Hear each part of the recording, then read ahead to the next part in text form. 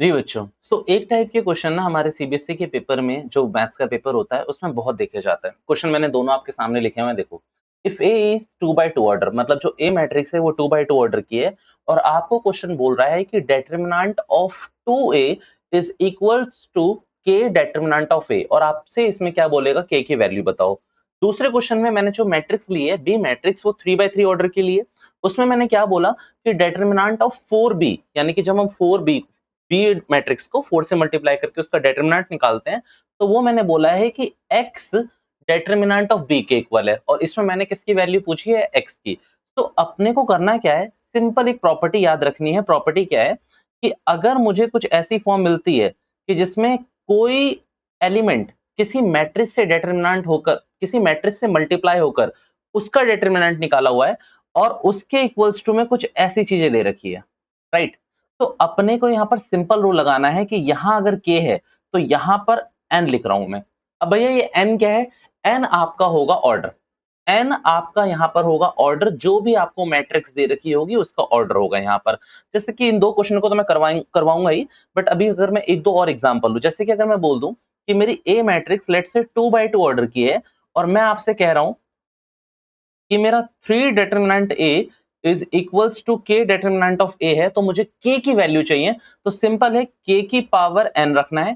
के की वैल्यू मुझे यहां से चुरानी है, ये यहां लिखी रहेगी 3। भैया एन कहां से चुराना है, एन होगा मेरा ऑर्डर, तो ऑर्डर मेरा है 2 बाई 2, मैं यहाँ 2 ले लूंगा सिर्फ।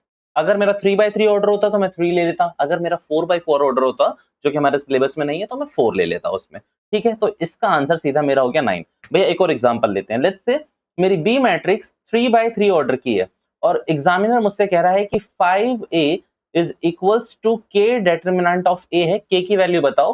तो मैंने कहा ठीक है, k की वैल्यू बताने में मुझे ज्यादा टाइम नहीं लगेगा। k इज इक्वल्स टू 5, मैंने क्या लिखा है देखो, सिंपल मैंने यहाँ प्रॉपर्टी में क्या लिखा है, k की पावर n। तो k तो यही हो जाएगा आपको कि ये जो यहाँ से आपने चुराना है, तो k की वैल्यू क्या हो जाएगी 5।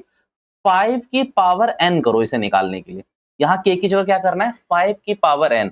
तो 5 आपका क्या है, 5 तो आपको दे ही रखा है ये रहा, और n क्या है आपका ऑर्डर, तो यहाँ ऑर्डर क्या है 3।